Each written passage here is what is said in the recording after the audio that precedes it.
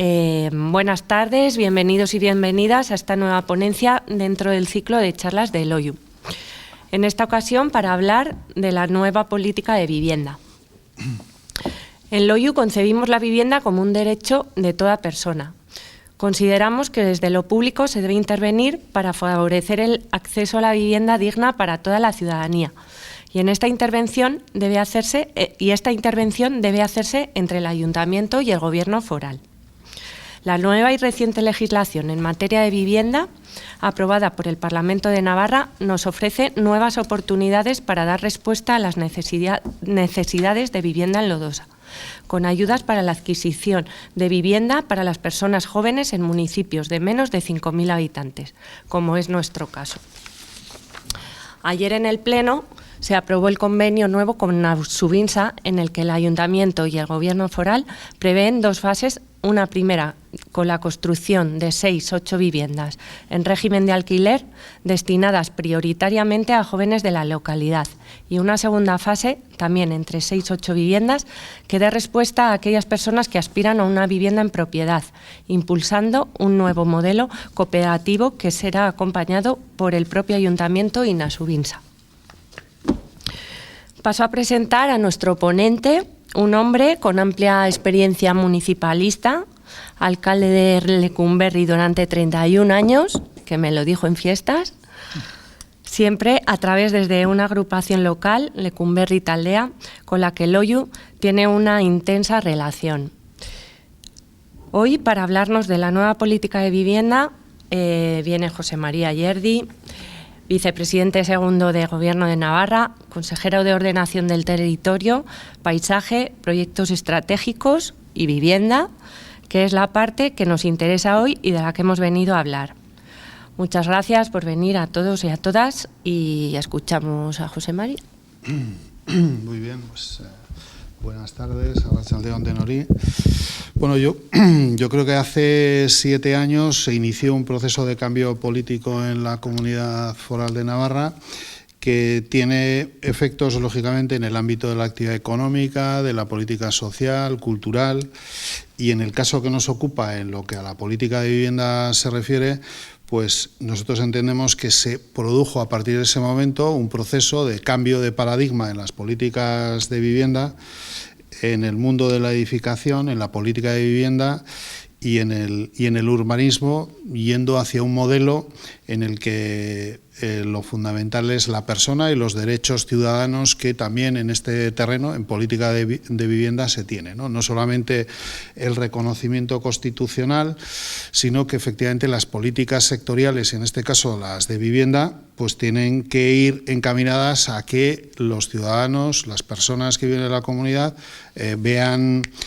satisfecha ese derecho ciudadano de una vivienda asequible en condiciones razonables, ¿no? Por lo tanto, insistiendo en la función social de la vivienda, ¿no? Bajo unos principios que fundamentalmente parten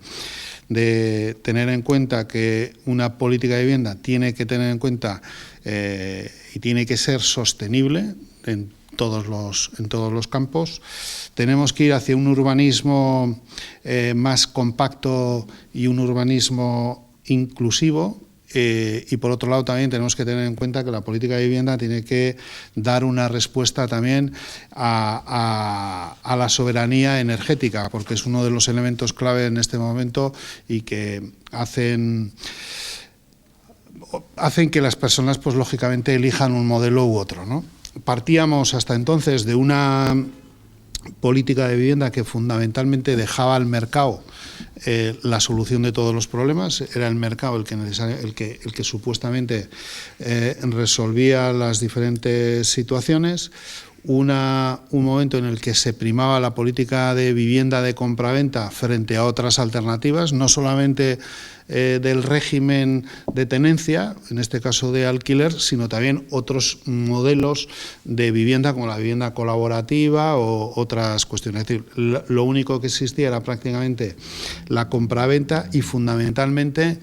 en el desarrollo de nuevos desarrollos residenciales, ocupando nuevos suelos que generaban plusvalía y que partían de un proceso en el que se alimentaba y se retroalimentaba esa situación. Incluso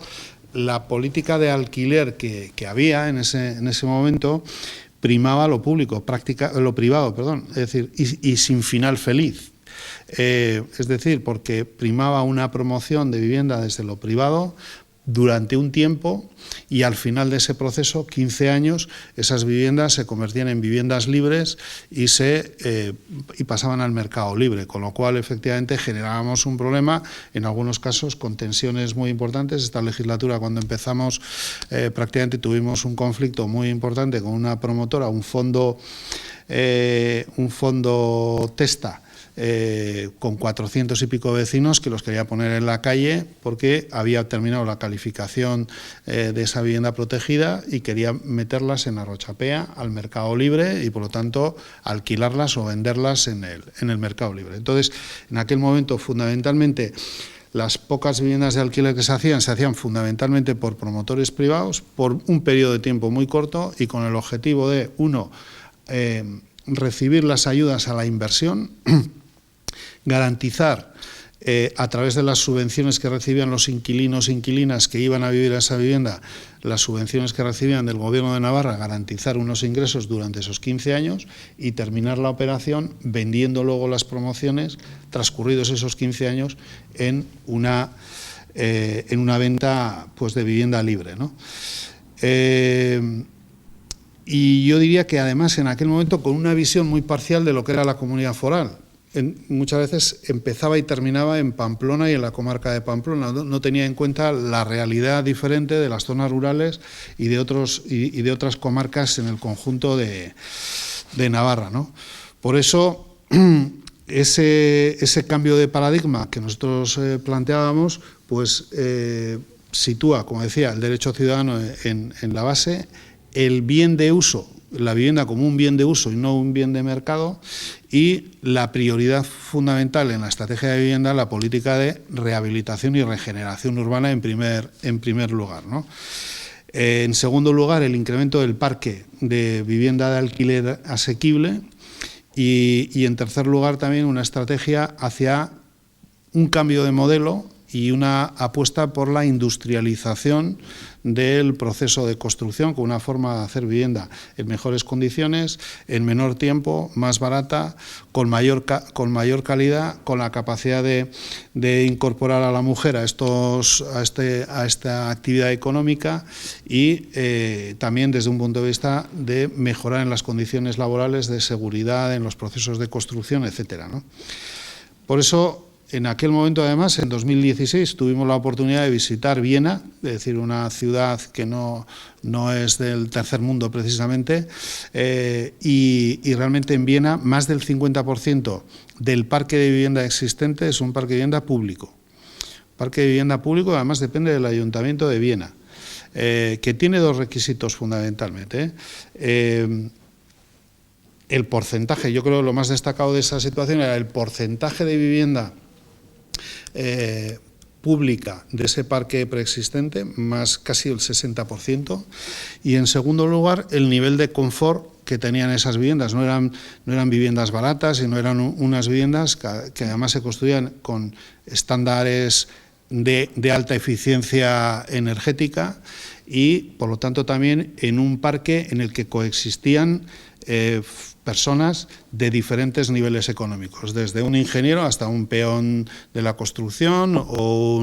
una persona que se movía en diferentes segmentos de la actividad económica. Evidentemente, cuando la política con mayúsculas de vivienda se plantea en esos términos, la capacidad de integración es más realista frente a una apuesta mucho más reducida como lo que había en aquel momento aquí también en cuanto a la vivienda en alquiler, ¿no? Por dar algunos datos que me parece importantes, ¿no? En el 2014 la política de rehabilitación que se seguía en Navarra suponía que se distribuían, no llegaba a 8 millones de euros en ayudas a las comunidades o particulares que promovían la rehabilitación de sus viviendas. En el año 20, en el año 21, 2020 y 2021, las subvenciones que repartimos desde el departamento a estas comunidades superan los 21 millones de euros. En el año 2020, el 20% de las viviendas rehabilitadas en el conjunto del Estado, el 20% se rehabilitaron en Navarra. Evidentemente ahí se produce un salto muy importante del 2015 a partir del 2015 que lógicamente permite esa situación. Tener en cuenta que Navarra representa el 1,4% del parque de vivienda del conjunto del Estado y sin embargo representaba el 20% de las rehabilitaciones que se hacían en ese momento en el Estado. Evidentemente en este momento, además de eso, con los fondos europeos que se plantean a través del Next Generation, etcétera, en las distintas convocatorias, pues evidentemente esa situación tiene que crecer, tenemos que ser capaces de incrementar sensiblemente la mejora del parque de vivienda pública que tenemos en este momento en Navarra. No es tampoco casual que antes incluso que las convocatorias de edificios, vivienda y barrios que se han lanzado ahora recientemente en el verano, el primer programa que se puso en marcha fue el PRE 5000, un PRE 5000 dirigido a aquellos ayuntamientos que tenían menos de 5.000 habitantes y que por lo tanto podían optar a esta política de rehabilitación, ¿no? En este momento, aquí, en Nodosa, ya hay 2 zonas que están trabajando efectivamente en ese tema, una zona de 60 viviendas y otra en la que hay otras 12 viviendas que están ya en ese trabajo previo de sensibilización, de toma de decisión, de debate interno, etcétera, que lógicamente cuesta mucho, ¿no? Dentro de la rehabilitación, un programa específico interesante es el que hemos abierto hasta este año, hasta la aprobación de la última modificación normativa de la ley. Había una línea de financiación desde el Gobierno de Navarra a los ayuntamientos que hacía que pudieran recibir del Gobierno 15.000 euros por vivienda para hacer rehabilitación en edificios de propiedad municipal. Bueno, una de las medidas que incorporamos en esta ley fue precisamente modificar ese régimen de manera que pasamos de 15.000 a 60.000 euros y para estas zonas rurales, no para Pamplona, no para Estella, no para Tudela, sino para núcleos de menos de 5.000 habitantes, esos 60.000 euros se pueden complementar con una aportación de Nasubinsa, de la sociedad pública que depende del departamento y que lleva adelante políticas de vivienda, industriales, etcétera, de otros 50.000 euros máximo por vivienda. De manera que en una promoción una intervención de este tipo de 100.000 euros, el ayuntamiento tiene que poner 15.000 y los otros 85.000 euros los aportaría o Gobierno o Nasubinsa, ¿no? Yo creo que tiene importancia también destacar en este caso que el ayuntamiento lo que hace es poner a disposición de Nasubinsa un edificio de su propiedad, elige el público objetivo al que se destinarían esas viviendas y se realiza la promoción y la gestión de las ayudas, etcétera, desde Nasubinsa. Es cierto que durante un tiempo Nasubinsa va a gestionar esa promoción y cuando recupera la inversión realizada, pues entonces se devuelve al ayuntamiento ya rehabilitada la vivienda y puede decidir el ayuntamiento gestionarlo directamente y por lo tanto gestionar ese alquiler o firmar un convenio en otras condiciones ya, efectivamente con Nasubinsa y mantener ese alquiler en este sentido. Yo destacaría también en este sentido también los premios Biciberri que se pusieron en marcha también en esta legislatura como un elemento de visibilización de la política en este terreno. El otro día hacíamos un acto en Tudela, por ejemplo, y ahí hay una zona, un barrio de Lourdes, es uno de los barrios pues más vulnerables, vamos a decir, de la ciudad, etcétera, y ahí había unas promociones que llamaban los Scalestric, pues muy deterioradas las viviendas, etcétera, había dos Scalextric, uno presentó el expediente de rehabilitación, el otro todavía, bueno, está ahí gestionándolo, y la verdad es que uno de los premiados era esa actuación, y los vecinos, igual que nos pasó en la Chantrea, pues eran con el Efidistrict, eran los primeros promotores y comunicadores del resultado de una intervención de estas características en su barrio, animando a otros a efectivamente a hacerlo, ¿no? Y en ese proceso yo creo que ha jugado un papel muy importante dos cosas. Uno, la ORBE, la Oficina de Rehabilitación de cada una de las zonas, pero también el programa Elena, el equipo de gente que está en cada una de las comarcas, además de los técnicos y técnicas de las ORBEs, precisamente acompañando a las comunidades de vecinos en la toma de decisiones, acompañando en la tramitación del PIG, acompañando en la tramitación de la redacción de proyecto, no redactándoles el proyecto porque no queremos competir con los arquitectos que desarrollan su actividad profesional en cada una de las zonas, pero sí ayudándoles a tomar la mejor decisión. Yo creo que aquí tenéis en el Ayuntamiento, por ejemplo, una oficina, ¿no?, un servicio de acompañamiento energético, una empresa que lógicamente asesora a la gente, no te hace el proyecto al privado, pero sí te aconseja de cuál es el proceso que tienes que seguir eligiendo la mejor alternativa, ¿no?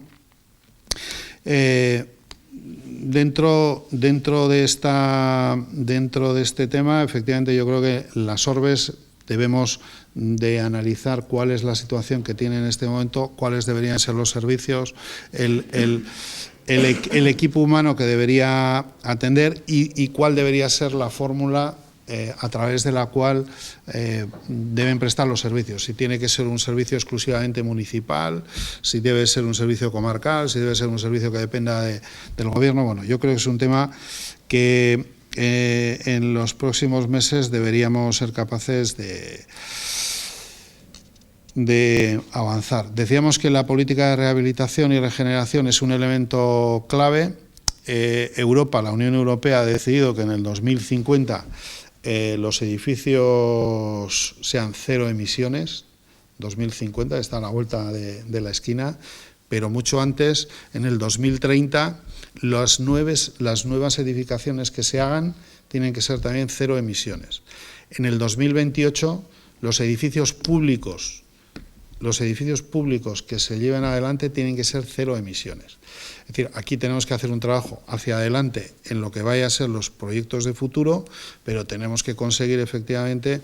que ese parque de viviendas que se construyó en una parte muy importante antes de que hubiera incluso código técnico de construcción y se exigieran unas mínimas condiciones, pues efectivamente se incorporen a ese proceso de sostenibilidad, etcétera, que requiere, en fin, una apuesta de cambio de modelo socioeconómico, en el que no basta con decir que apostamos por un cambio de modelo, sino que efectivamente las políticas concretas que se lleven adelante pues tienen que estar alineadas con ese objetivo, ¿no? Segundo línea de trabajo fundamental, pues la promoción de vivienda en alquiler asequible, el incremento del parque de vivienda pública en este sentido, ¿no? Y la primera medida, la de activar la vivienda vacía. Activar la vivienda vacía, por un lado,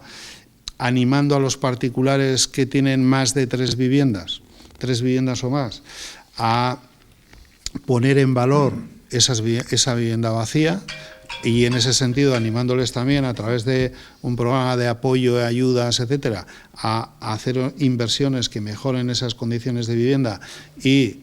puedan entrar en el mercado del alquiler y dar respuesta a una necesidad que puedan tener personas en ese ámbito, y también activar las viviendas vacías que tienen las entidades financieras o las entidades que gestionan más de 8 viviendas en este sentido, ¿no? Aquí en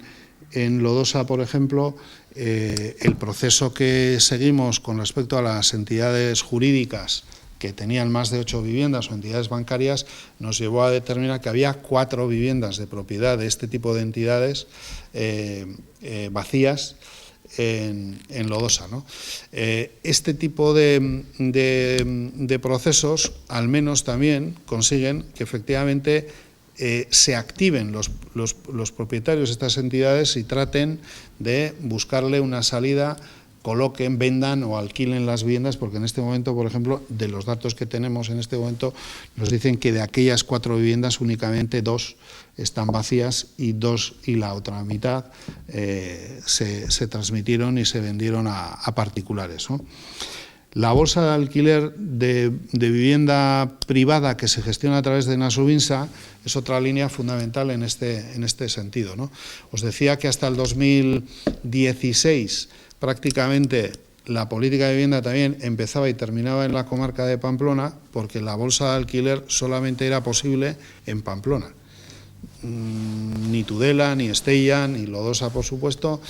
tenían la posibilidad de que un vecino pudiera poner su vivienda en manos de Nasubinsa, cobrar un precio de alquiler y que Nasubinsa se encargara de alquilar esa vivienda fuera, ¿no? Hasta el 2016 esas viviendas fueron cayendo un año tras otro hasta tener la bolsa poco más de 400 viviendas. A partir del 2016 se extendió esa bolsa a toda Navarra, de manera que cualquier pueblo, cualquier propietario de cualquier localidad podía ofrecer esa vivienda a la bolsa. En este momento tenemos prácticamente 900 viviendas de particulares a través de una línea de ayudas específicas que se arbitró en este sentido, etcétera, y vamos creciendo año a año del orden de entre 50 y 80 viviendas al año que se van incorporando a la bolsa y que están el 98% de esas viviendas alquiladas. Y digo el 98% porque siempre hay un 2% de viviendas que están en proceso de cambio, porque la persona que lo deja hay que acondicionar esa vivienda, pasarla a otra gente, etcétera, ¿no? Entonces, el salto en ese sentido ha sido muy importante. En este momento en Lodosa, por ejemplo, tenemos 2 viviendas de particulares que están dentro de esa bolsa de alquiler. Ha habido 15 personas que en estos últimos tiempos se han puesto en contacto con Nasubinsa, de aquí, del ayuntamiento, de la localidad, pues para ver las condiciones, etcétera, y ver si efectivamente se incorporan a esa línea de oferta de vivienda, y pensamos que ahí podemos tener también un cierto crecimiento, ¿no? Yo creo que un programa que se puso en marcha también en el 2018 como respuesta a ese derecho ciudadano a la vivienda fue el Emancipa, el programa Emancipa y el programa David. Emancipa para jóvenes de entre 23 y 31 años en ese momento, que permitía subvencionar una parte del alquiler. Pues en este momento tenemos en Navarra 3.063 jóvenes que reciben ayudas a través de este programa, 19 en Lodosa. 19 jóvenes de Lodosa reciben dentro del programa Emancipa ayudas que financian prácticamente el 50% del alquiler que pagan por esa vivienda. Y el programa Emancipa, que está dirigido más no a personas individuales, normalmente el alquiler del Emancipa es un alquiler individual, es una persona joven que alquila una vivienda y presenta su solicitud, que es telemática, es muy ágil, etcétera.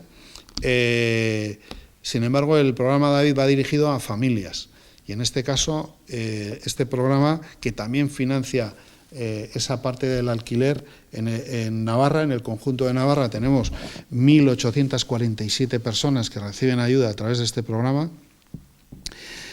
En este caso, además de estas 1.847, hay casi 3.000, 2.950 hijos a cargo que conviven en esas unidades familiares, y en Lodosa tenemos 11 unidades familiares que reciben ayuda a través de este programa David.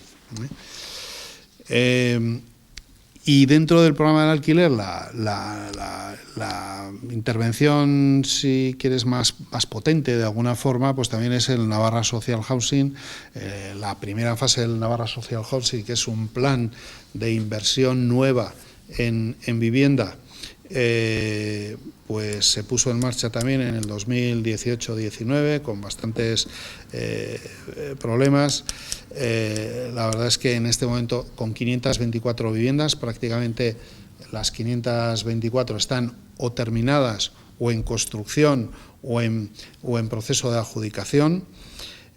Y vamos a poner en marcha una segunda fase de ese programa en pueblos. La mayoría de las intervenciones de la primera fase fueron en la comarca de Pamplona y actuaciones puntuales en Estella, Tudela, Vera y Garralda. En este caso ahora, sin embargo, las intervenciones que vamos a hacer en la comarca de Pamplona pues van a ser todas en derecho de superficie, es decir, nosotros ponemos la parcela, hacemos el proyecto, ponemos las condiciones de construcción y las empresas construirán ahí las viviendas con las condiciones que nosotros hemos establecido. Y fuera de la comarca de Pamplona tenemos un programa en el que también participáis desde Lodosa de construcción de nueva vivienda, pero ahí sí que vamos al mismo sistema que la primera fase, de manera que es Nasubinsa quien construye la vivienda y pone en alquiler esas viviendas en base a un convenio previo que se firmaría y se firma con los ayuntamientos, que además vamos a presentar el lunes que viene a la mañana, y el ayuntamiento pone el terreno, nosotros construimos, el ayuntamiento decide también el público objetivo al que se destinarían esas viviendas, si quiere que sea jóvenes, si quiere que sea mayores, depende de la localidad. Hay localidades que deciden que el público objetivo sean jóvenes, otras familias con hijos, porque quieren incorporar gente al centro escolar, sobre todo en zonas del Pirineo, pues en algún caso buscando pues que no se pierda el centro escolar que tiene la localidad, etcétera. Pero bueno, esa es una decisión que toma el propio ayuntamiento. Y la idea es que efectivamente dentro de este año, pues de este año 2023, pues esas 144 viviendas en diferentes localidades, desde 4 viviendas en Arce, por ejemplo, a 20 en Alsasua y Lodosa, en fin, Lubier, Cárcar, etcétera, pues efectivamente sean una realidad en unas. Es decir, hacemos diferente número de vivienda en función también del censo de demandantes, de personas demandantes que haya en cada una de las localidades, ¿no? Con estas intervenciones prácticamente de aquel parque de vivienda que se construyó en 35 años del régimen anterior, que llevaron a construir en esos 35 años prácticamente unas 800 viviendas de alquiler que gestionaba y que gestionan Nasubinsa. Nosotros, a final de esta legislatura, terminadas o en construcción, por esta vía vamos a tener cerca de 1.180 viviendas nuevas que se añaden a aquellas que teníamos. Y en la bolsa de alquiler de particulares estamos viendo qué otras medidas de incentivo podemos poner en marcha para animar en mayor medida también a que los particulares pongan esas viviendas en manos de Nasubinsa. Estamos viendo que ese proceso de 400 y pico viviendas se va a convertir en cerca de 1.200, 1.280 viviendas, porque en este caso sí estamos planteándonos convenios también con empresas particulares que quieran ellos desarrollar el proyecto, construirlo, etcétera, pero en estos casos, además de ampliar el plazo de 15 a 21 años, en todos los casos nuevos que estamos negociando en este momento, al final del proceso siempre determinamos el que el Gobierno de Navarra o la sociedad pública en este caso pueda optar por comprar esa promoción y quedarse la promoción al finalizar el periodo de vigencia de ese convenio, ¿no? La modificación de la ley que es de la Ley de Vivienda que se aprobó el 1 de julio, casi a punto de irse las señorías de vacaciones, en la Ley 20-2022, yo creo que yo destacaría ahí dos cosas. Por un lado, fue una proposición de ley, es decir, que fueron los grupos parlamentarios que apoyan al Gobierno quienes redactaron el proyecto de ley, con una implicación, lógicamente, desde el departamento importante, pero eso nos llevó a buscar un consenso con agentes sociales y otras formaciones políticas, en este caso tanto Izquierda Unida como Bildu. Y luego, con respecto a las medidas, yo destacaría, en primer lugar, la calificación indefinida de las viviendas de protección oficial. Hasta hace muy poco tiempo se construyeron en Navarra más de 59.000 viviendas protegidas, pero en este momento menos de 20.000 quedan con algún régimen de protección, han acabado vendiéndose o descalificándose esas viviendas, con lo cual, efectivamente, ese esfuerzo público que se hace inicialmente respecto a esas viviendas, pues se pierde, y también perdemos una referencia clara, pues, de una política de vivienda en alquiler que, lógicamente, la calificación de vivienda protegida establece, porque limita también los precios máximos a los que tú puedes alquilar una vivienda de esas características. Se puso en marcha, o se ha puesto en marcha, y estamos en proceso de creación, el registro de contratos de alquiler. Aunque pueda parecer una tontería, pues Navarra es de las pocas comunidades, no sé si es la única, que por decisión, en este caso de UPN, no tiene un registro de contratos de alquiler. Y si no tienes un registro de contratos de alquiler, no tienes información directa que qué está pasando con los contratos, si están subiendo, están bajando, cuál es el sistema, etcétera. Te tienes que guiar por lo que te dicen, pues lógicamente, el sector privado, el idealista. Tienes que mirar la información que te pueden suministrar estos agentes, que lógicamente te van a dar una información pues sesgada, en el sentido de que, lógicamente, son agentes en el mercado y les interesa una determinada situación, ¿no? Entonces, este registro es fundamental, primero, para tener un conocimiento cierto de la realidad. En segundo lugar, para poder determinar también,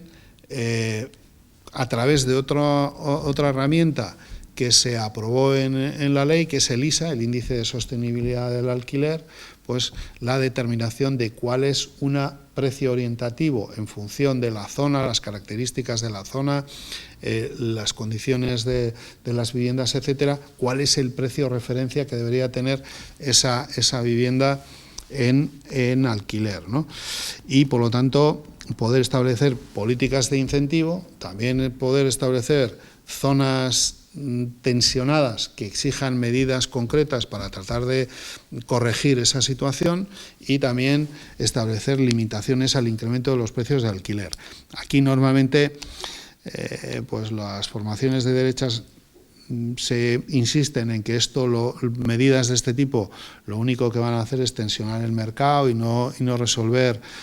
situaciones, y la experiencia a nivel europeo nos dice lo contrario. En Alemania, hasta el Partido Liberal y el Partido de centro-derecha, en municipios que controlan ellos, lleva adelante políticas de este tipo, y efectivamente están funcionando. París, en fin, hay experiencias muy claras en este sentido, que nos animan, en su caso, pues lógicamente, a ver qué pasa con la ley estatal también en este sentido. Pero la normativa navarra está preparada en este momento para que, si hay un marco de referencia que nos permita efectivamente abrir un proceso en este sentido, poder hacerlo con los instrumentos que tiene, en este caso, Navarra, sin tener que hacer nuevos desarrollos normativos, etcétera.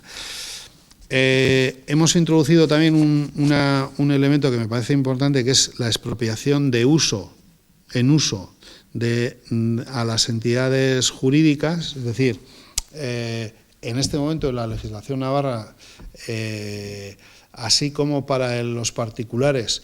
el mecanismo de la vivienda vacía lo que te permite es hacer un registro de vivienda vacía y enviarlo al ayuntamiento respectivo, para que, si establece una ordenanza que tipifica esa vivienda vacía y establece una tasa, se pueda cobrar.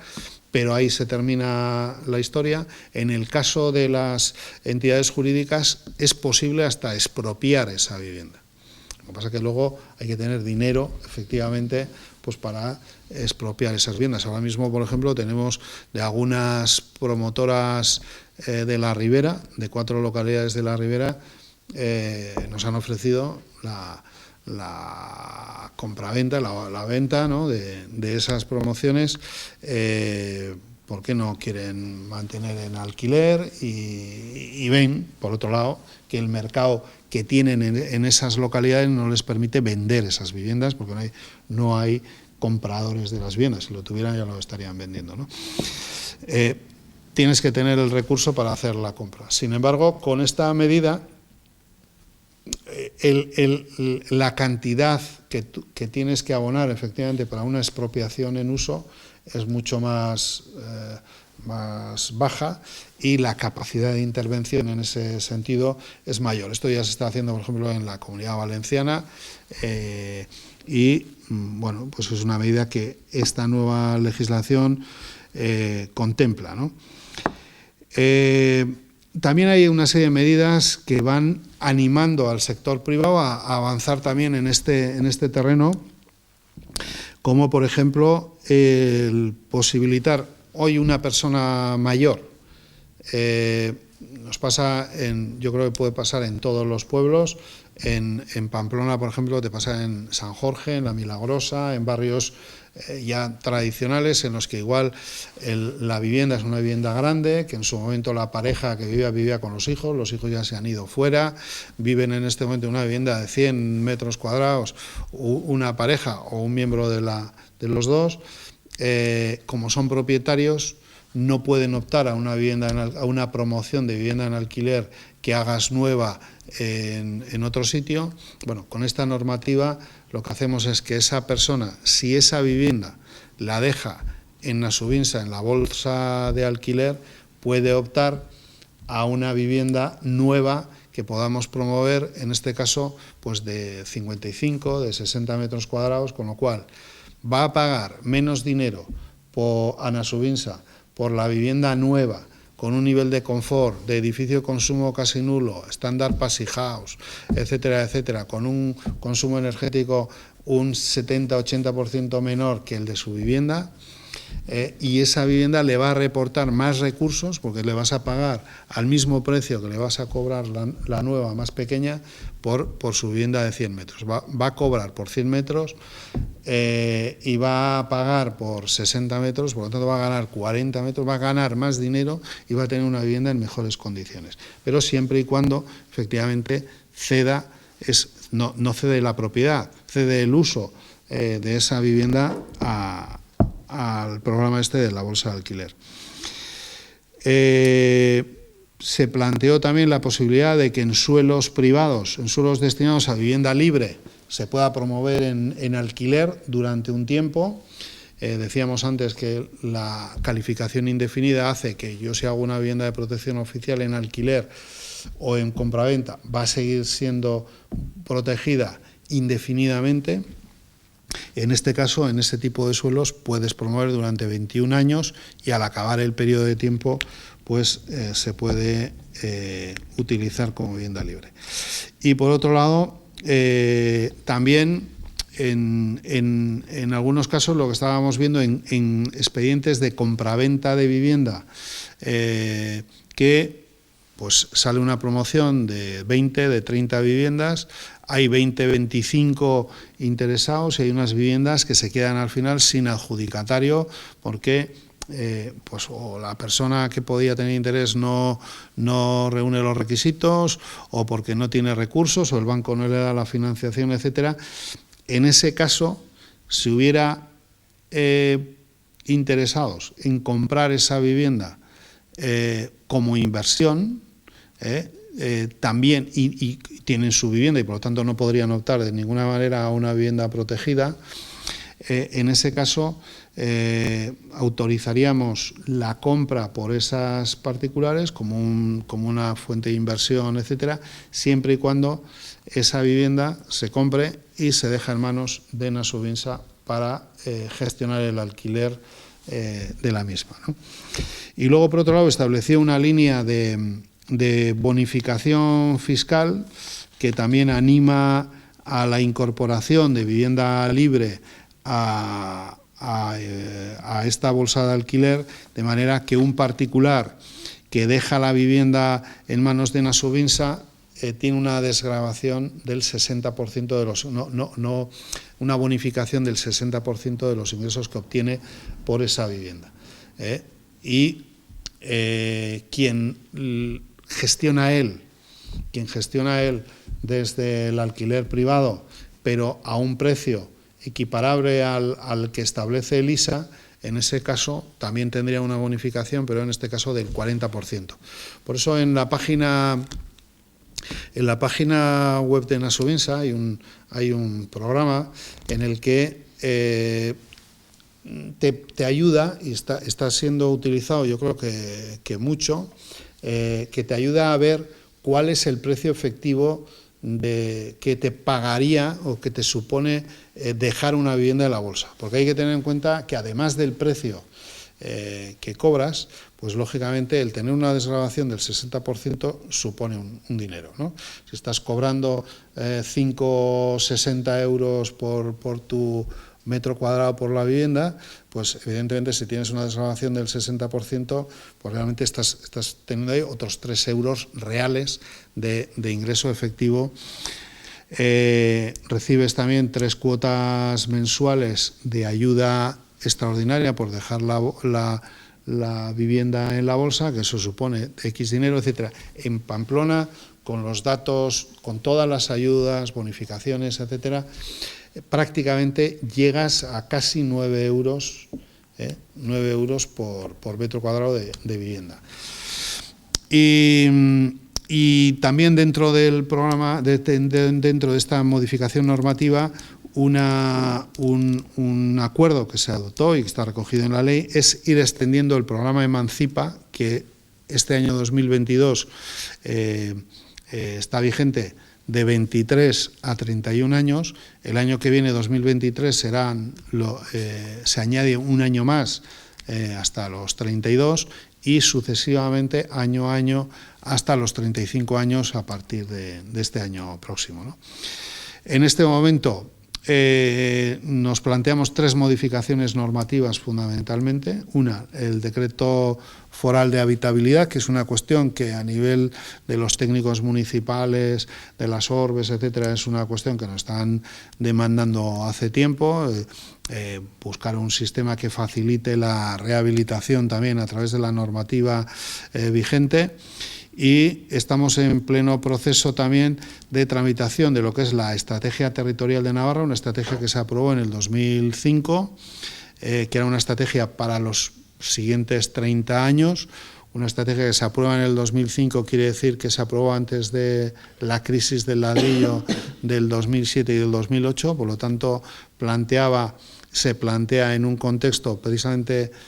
de crecimiento total y absoluto y en unas condiciones de mercado muy diferentes a las que hubo después de eso, pero también muy distintas a las de ahora, y por lo tanto tenemos que plantear una estrategia para los próximos 15-20 años, ¿no? Yo creo que en un plazo de un mes aproximadamente lanzaremos ya un documento propuesta para las diferentes zonas con una estrategia en este sentido. Y también antes de que termine el año plantearíamos una nueva ley foral de ordenación del territorio, que yo destacaría 3 cuestiones. Una, la agilización administrativa, es decir, buscar un sistema que haga que las revisiones, modificaciones de planeamiento no pase lo que tenemos hoy en día, que un ayuntamiento que decide hacer una revisión prácticamente empieza en una legislatura, igual pasan 2 o 3 legislaturas haciendo la revisión, con lo cual cuando se aprueba definitivamente ese planeamiento ya no sirve y ya tienes que volver a tocarlo. También entendemos que tenemos que buscar modelos de simplificación administrativa para esos procesos, en función también de los habitantes, que no podemos pedirle a un ayuntamiento de 1.000, de 800, de 700 habitantes el mismo nivel de documentación, de tramitación que a Pamplona, lógicamente en su planeamiento. Y luego estamos planteando también que efectivamente en suelo no urbanizable existe el mundo también, y que por lo tanto esa realidad, las edificaciones preexistentes en suelo no urbanizable, pues tenemos que pensar que es mejor reutilizar lo existente que plantearnos intervenciones nuevas, ocupando nuevos suelos, etcétera, ¿no? Por lo tanto, bueno, también el suelo no urbanizable nos parece una cuestión fundamental. Un fondo de garantía para zonas desfavorecidas y zonas rurales también, como un recurso de compensación territorial. Hay una cuestión que está implementándose y que en ocasiones resultan complejas y con tensiones, como son los parques energéticos, etcétera, ¿no? Que lógicamente entendemos que tienen que tener un análisis y una reflexión global. No podemos entenderlos únicamente desde una visión de ocupación del espacio donde se sitúa el parque, porque muchas veces nos encontramos con que hay una localidad que efectivamente se beneficia de la instalación de un parque y el pueblo de al lado se perjudica porque no ve los recursos que genera ese parque y sin embargo tiene que comerse la vía de evacuación, que lo único que le hace es afectar negativamente a su territorio sin obtener nada a cambio, ¿no? Entonces, entendemos dos cuestiones. Uno, que hay que plantear el proyecto en su globalidad y entender el territorio como un todo, y por lo tanto todos los afectados tienen que participar en todo ese proceso. Y segundo, estamos analizando legalmente también si de la misma manera que en un desarrollo residencial nuevo el ayuntamiento percibe el 10% de aprovechamiento y el particular que promueve esa intervención obtiene el 90% del aprovechamiento, en este tipo de intervenciones en el que ocupan ese suelo, que es al final un aprovechamiento que se decide a nivel de una administración, también un porcentaje de ese aprovechamiento que genera el parque, pues efectivamente debería ser un aprovechamiento para esas entidades locales que se ven afectadas por el proyecto. Bueno, estamos en la fase final de redacción del proyecto. Hemos tenido ya el proceso de consultas previas, de participación previa, etcétera, en el que se ha planteado diferentes reuniones con agentes, tanto ayuntamientos como federación, etcétera, y esperamos que, pues como decía, en unas semanas podamos iniciar ya el proceso de tramitación de la ley. Y básicamente, pues esto es lo que más queríamos destacar, es decir, vivienda. Antes y fundamentalmente la estrategia era, de hecho en Pamplona el discurso, hace poco tuvimos un encuentro en Diario de Navarra, que organizaba Diario de Navarra con agentes de la comarca. Todos se quejaban de que el problema de la vivienda que tenemos en este momento es que no hay suelo y que hay que calificar nuevo suelo para hacer más vivienda. En la comarca de Pamplona hay cerca de suelo para más, sin tener en cuenta Endulain, evidentemente, sin tener en cuenta Donapea, que solamente en Donapea prevén hacer 4.000, 5.000 viviendas, sin tener en cuenta Echabacoiz, que estamos hablando de 11.000 o 12.000 viviendas que se pueden plantear en ese barrio, que en fin, sí consideramos que es un barrio de Pamplona y completa la trama urbana de Pamplona. Sin contar todo eso, que ahí está, en este momento hay más de 5.000, hay suelo para hacer más de 5.000 viviendas en la comarca de Pamplona. Por lo tanto, hay suelo. El problema no es suelo, el problema es que uno igual no tiene suelo donde le gustaría, que el Ezcairu se ha acabado casi prácticamente, o que Ripagaña tiene unos porcentajes de ocupación pues ya limitados. Y luego también en ese contexto también tenemos que hacer una reflexión más general, y yo creo que la estrategia territorial es para eso, y muchas veces nos quedamos con el título y no sabemos la importancia que tiene la tramitación de este tipo de figuras. Hace poco podíamos leer, ¿no? Es decir, de aquí al año 2035, Navarra crecerá en 77.000 habitantes más. ¿Qué modelo y qué apuesta de territorio queremos? ¿Queremos que esos 77.000 habitantes